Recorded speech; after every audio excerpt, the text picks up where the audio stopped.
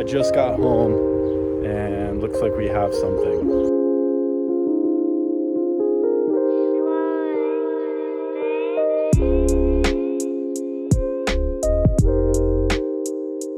Now it's update time. We're a couple days into the project and we're making some pretty good progress, as you can see. I've still got a lot of sanding to go. I didn't really record any of this stuff. This was about 2 days worth of sanding, about 3 hours each day. So we're about 6 hours in. Still got quite a bit of a ways to go. I'll throw in a little time lapse or whatever of me actually sanding down the frame for some certain parts for today. But yeah, I haven't recorded too much of it because I mean, it's pretty much me doing the same thing over and over. And I mean, you guys all know what sanding a frame looks like. So I haven't recorded too much of that, but definitely the paint stripper and the other stuff. Because I think that stuff's a little bit more interesting than rubbing sandpaper across the frame. But yeah, we're making pretty good progress. Like I said, this was definitely going to take me a couple days to get done, but I'm stoked with the results and I can't wait to see the finished product. Okay, so we're going to get moving along with a little bit more sanding today. I am eventually going to go buy a paint stripper to hit some of these harder areas, like the dropouts, the C-tube, and the welds. Getting sandpaper just isn't a very effective method for getting the paint out of there. So I will use paint stripper. I was trying to do the whole project without it, but looks like I'll have to cave in and do it. Another thing to keep in mind, I'm sure I'm making hundreds of mistakes as I go through this. I am by no means a professional painter. I've actually never even painted a frame before. This isn't necessarily a how-to video. It's more like a vlog, if anything. So I'm learning as you guys are learning as well. So I would not encourage you to do exactly how I'm doing this stuff, but we'll let the final result see how it goes. For now, I'm gonna wear a mask and get sanded.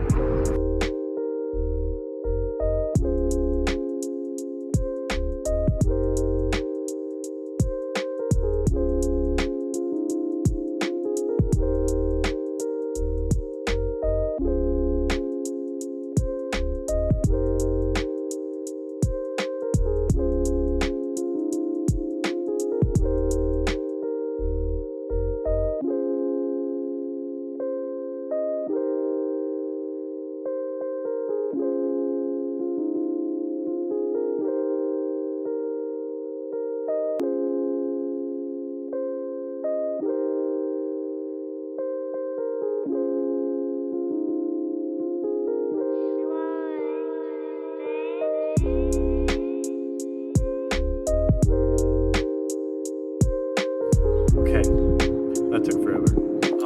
Let's go to the store and get some paint there. Okay, so now we have paint stripper. I'm not super hopeful about it because from the YouTube videos I've seen, it hasn't done much, but hopefully it can get in these tight areas or like around here. As long as it does that, I'm okay. I'm okay with sanding all the rest of this. I literally can't get to these spots, so fingers crossed. All right, so it's been about an hour and we can check on to see how the paint stripper is doing. You can see it's bubbling up in some spots here. Basically, I've got my little scraper tool and we'll see if any of it's coming off. Yep. So it's working.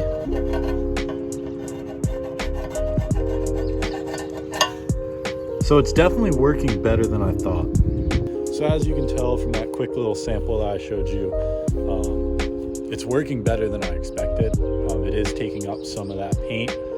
However, I'm sure it's not going to take up all the paint. So what I'm going to do now is I'm just going to scrape off what I can with the paint remover. Hopefully it gets all the stuff out of the dropouts. And then it's pretty much back to sanding. So again, I probably won't record much of that, but I'll be back and let you guys know how it went. Okay, so here we are. It's the next day and I'm back to stripping more of this paint. As you can see, the chemical stripper did a pretty good job, but it didn't remove all of the paint. So today is just pretty much sanding, and now I'm starting to use the wire wheel. I'm sure some of you are wondering why I just didn't use the wire wheel in the first place. That's what I originally started with. However, with the aluminum metal being so soft, I found that the wire wheel was leaving micro scratches, and I was concerned that that would show up in the final paint job. You know, the general rule of thumb with paint is if you can feel it, you'll see it, and I could feel those micro scratches. So I'm pretty much using the wire wheel tool sparingly. As you can see here, I'm pretty much using it in some of the smaller spots, and I'm also using really, really light pressure. So trying to avoid getting any deep scratches or cuts into the frame. And yeah, it's pretty much being used to get rid of some of those stubborn pieces that just don't want to come off with the sandpaper, or stuff that would take me a while to use with the sandpaper. As for the sandpaper, I'm still using 220 grit. I'm sure that's still a little bit too coarse for the aluminum, but the 220 grit does a good job of cutting through the clear coat and cutting through the layers of paint, but it doesn't leave a bunch of scratches on the frame.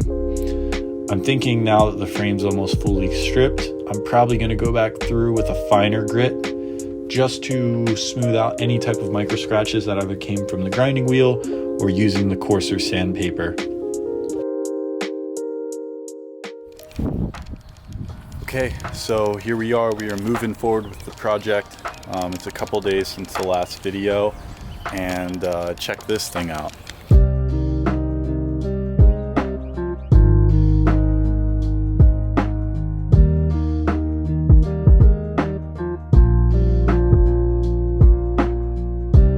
As just saw, the frame is completely stripped, and it's basically ready to lay down some primer. Unfortunately, we're not going to be able to get to painting on this episode. All this past week, it's been super windy, like 20 to 25 mile an hour wind gusts, and then all this week it's going to be really rainy. The good news is, starting next week, it should be sunny. So while we aren't going to get to paint, we still do have one more thing to do to close out this video. So if you remembered in the last video, right when I was about to close it out, we were talking about possibly polishing this frame. That's not really going to be an option. I'm going to throw an image up on the screen right now. As you can see, there are some dents. There's one dent on the top tube, and there's those scratches that we showed on the first episode. I have a method to get rid of those, but we are going to have to paint in order to do that. If we were going to polish the frame, I'd have to live with those dents being there, and I don't want them to be there. So like I said, we can't paint in the video, but what we can do is we can still finish the project and get the frame as ready as possible to paint. So this way, in the next episode, we can start off right with that. To work with that dent that we're looking at, I got this right here. It's a JB Weld steel stick. Basically, it's kind of like an epoxy, or it's like a filler. So I'm basically gonna fill in the dent, I'm gonna fill in the scratches, sand it down, and then we'll paint over it.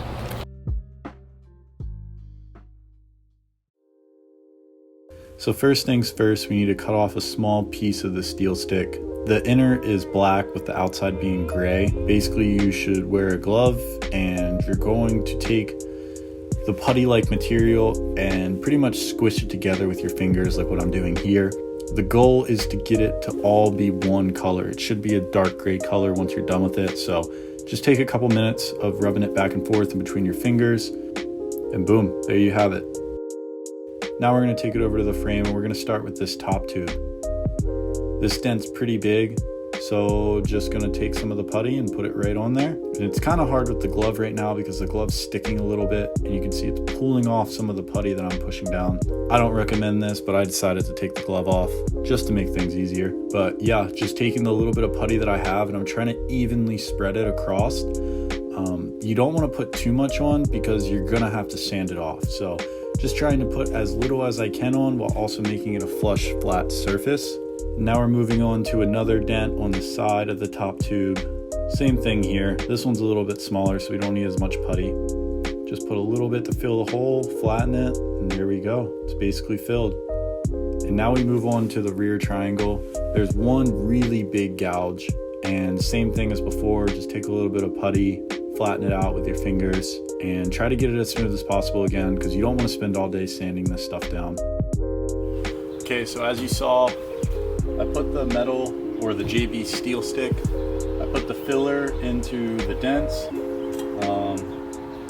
I made sure to hit some of the places with like a big gouge in it. I was going to try to fill all these little scratches, and I thought about it. I can just use like a high fill primer or something like that, and that should be able to fill all those little small holes. So yeah, we've got the steel stick on there. The dents are filled. The directions say that it's set in 3 to 5 minutes.